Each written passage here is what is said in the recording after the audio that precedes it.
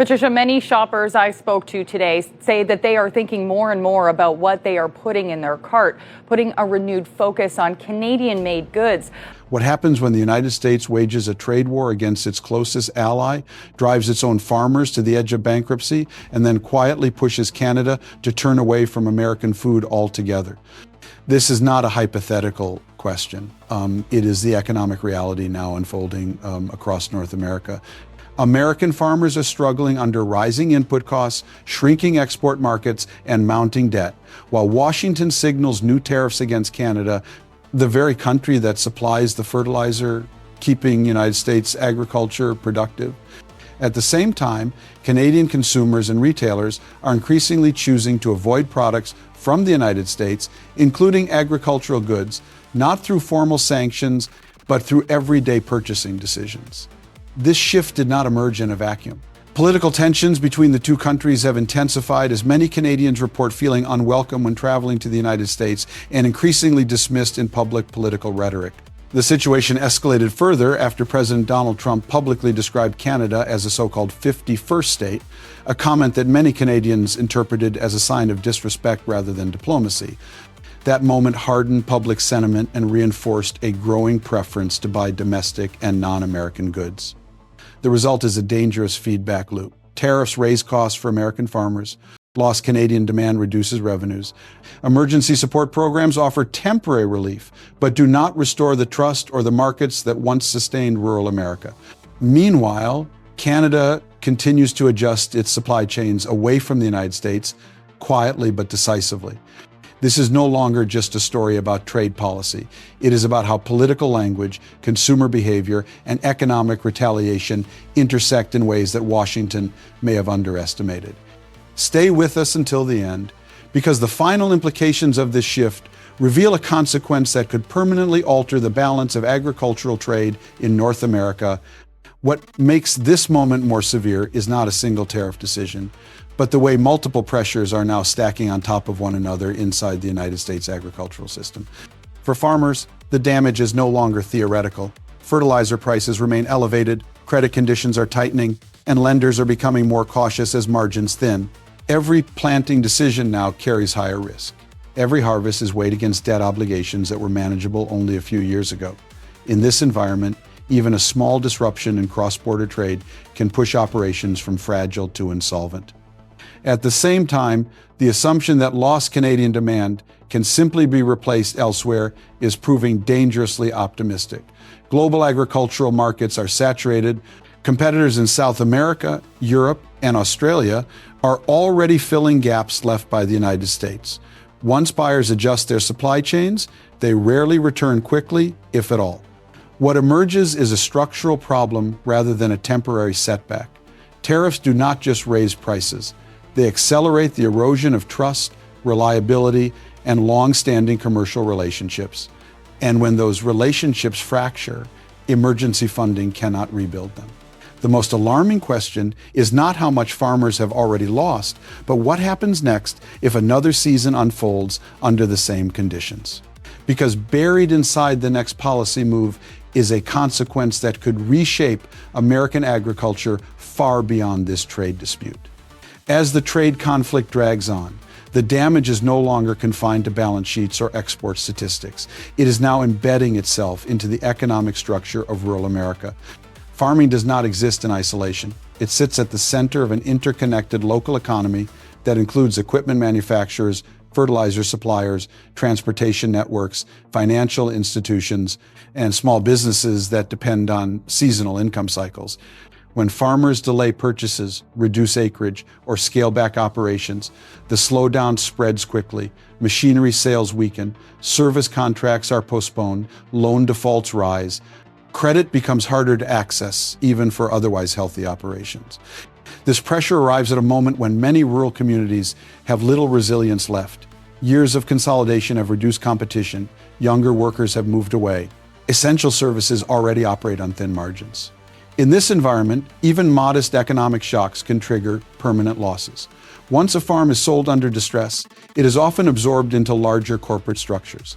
Once a local supplier closes, it rarely returns. There is also a growing social cost. Financial stress correlates with higher rates of mental health crises in agricultural regions. Families face uncertainty not only about income, but about whether multi-generation farms can survive another season. These are decisions measured not in quarters, but in lifetimes. At the consumer level, the effects become increasingly contradictory. Farmers struggle to break even, yet food prices inch higher as costs move through the supply chain. This disconnect erodes public understanding and political patience, creating fertile ground for further division rather than resolution. What makes this phase especially dangerous is that it unfolds quietly. There is no single announcement, no dramatic collapse. Instead, the system weakens incrementally until recovery becomes far more expensive than prevention ever would have been. And this is where the story turns outward, because the choices Canada is making in response to this conflict may be accelerating that decline faster than policymakers in Washington realize. While Washington remains locked in tariff escalation, Canada has been making a quieter but far more consequential set of decisions. For decades, Canadian consumers and businesses treated agricultural trade with the United States as a given. Reliability, proximity, and shared standards made American products the default choice. That assumption is now breaking down. Political friction, hostile rhetoric, and repeated trade disruptions have reshaped public sentiment. Increasingly, Canadian households are choosing domestic alternatives or sourcing from other international partners, not out of nationalism alone, but out of risk management. Retailers have adjusted accordingly. Grocery chains have expanded relationships with Canadian producers and diversified import sources beyond the United States. Food processors have reduced dependence on American inputs to avoid sudden price shocks or supply interruptions. What began as a consumer preference has evolved into a structural shift across supply chains. This matters because Canada is not a marginal market. It has long been one of the most stable and accessible export destinations for United States agricultural goods.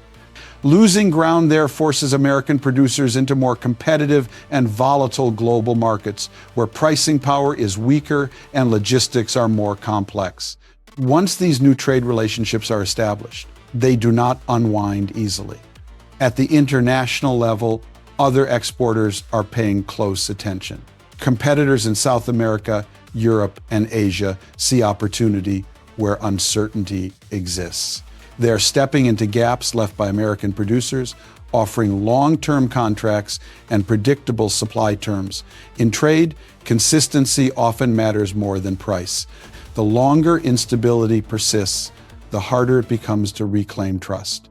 For Canada, diversification reduces vulnerability. For the United States, it increases isolation. What appears in Washington as leverage increasingly looks abroad like unreliability. And in agriculture, reputational damage can linger long after tariffs are lifted. The most unsettling implication is this: the longer the boycott effect and trade realignment continue, the less this crisis resembles a temporary dispute, and the more it begins to resemble a permanent loss of influence. Because the next stage does not depend on what Canada does next, but on how the rest of the world responds to a United States that no longer feels like a dependable partner. From Washington's perspective, tariffs are often framed as leverage. In reality, the broader international response suggests something far more damaging is taking shape. Allies and competitors alike are watching how the United States treats its closest trading partners. Canada has long been viewed as one of the safest, most predictable economic relationships in the world. When that relationship becomes volatile, it sends a signal far beyond North America. If stability can no longer be assumed with Canada, it cannot be assumed anywhere. This perception carries real consequences. International buyers value reliability as much as price. When policies shift unpredictably, long-term contracts are delayed or redirected. Agricultural importers begin to hedge their exposure, spreading risk across multiple suppliers rather than relying on one dominant source. That trend weakens negotiating power for American producers and compresses margins across the sector. Inside the United States, the disconnect between political messaging and economic reality is becoming harder to ignore. Tariffs are presented as protection, yet the burden falls disproportionately on domestic producers and consumers. Emergency financial assistance may soften the immediate blow, but it does not restore lost markets or rebuild eroded confidence. Over time, repeated interventions normalize crisis management rather than stability. There is also a growing fiscal cost. Supporting struggling industries requires sustained public spending. That expense competes with infrastructure, healthcare, and social programs, particularly in rural regions already facing demographic and economic decline. What begins as a trade tactic quietly becomes a long-term budgetary obligation. Perhaps most concerning is the strategic vacuum this creates. As the United States focuses inward, others move outward. New trade corridors form, alternative supply chains solidify. Influence that once came naturally now requires negotiation from a weaker position. The central question is no longer whether tariffs achieve their stated goals, but whether the United States can afford the cumulative losses that follow. Because once global trade partners adapt, the leverage Washington believes it holds may already be gone. And the final phase of this story reveals a consequence that extends beyond agriculture, beyond Canada, and into the future role of the United States in global trade itself. What makes this conflict truly dangerous is not the immediate damage, but the strategic path it is quietly locking the United States into. At the center of current policy is the assumption that pressure automatically produces compliance. Tariffs are applied with the expectation that partners will concede, markets will realign in favor of the United States, and domestic production will eventually surge. In theory, this approach promises independence and strength.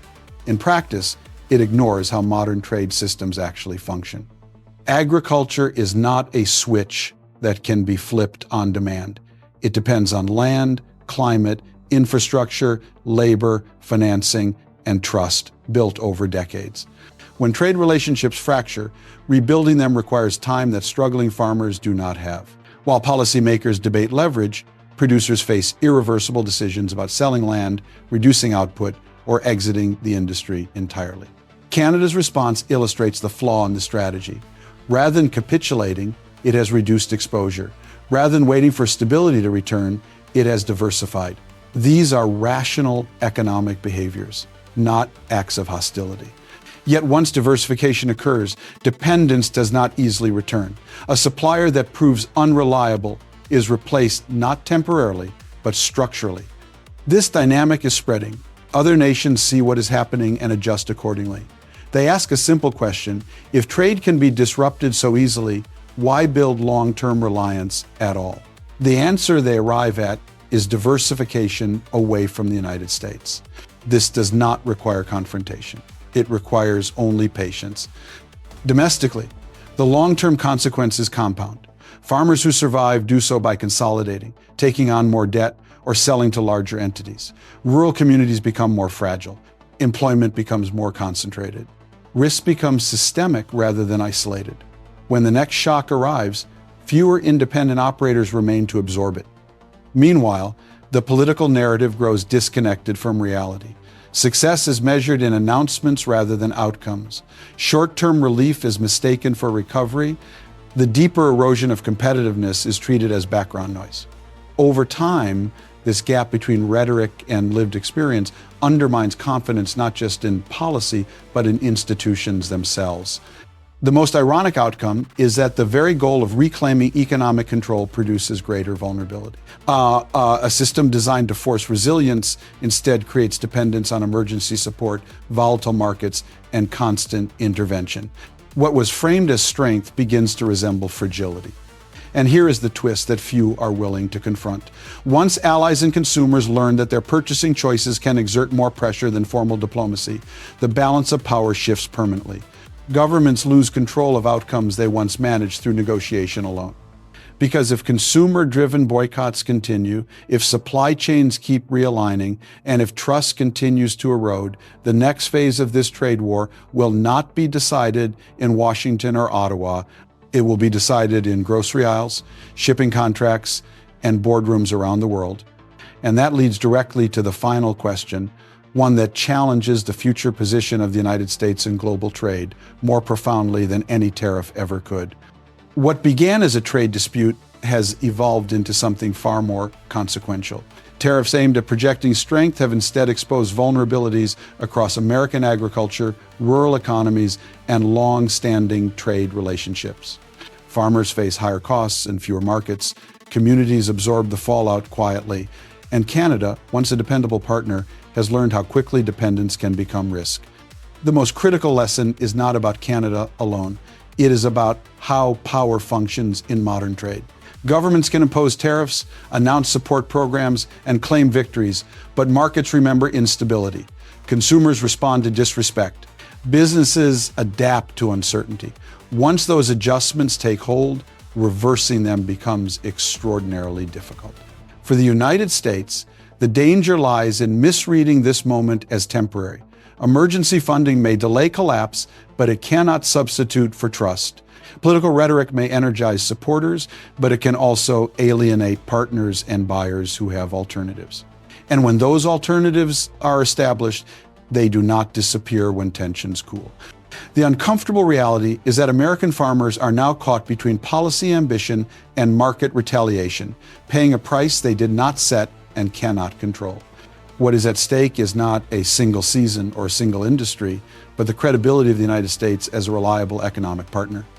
The final question is unavoidable. Is this a bold strategy that will eventually force concessions, or a risky mistake that permanently weakens American influence while others quietly move on?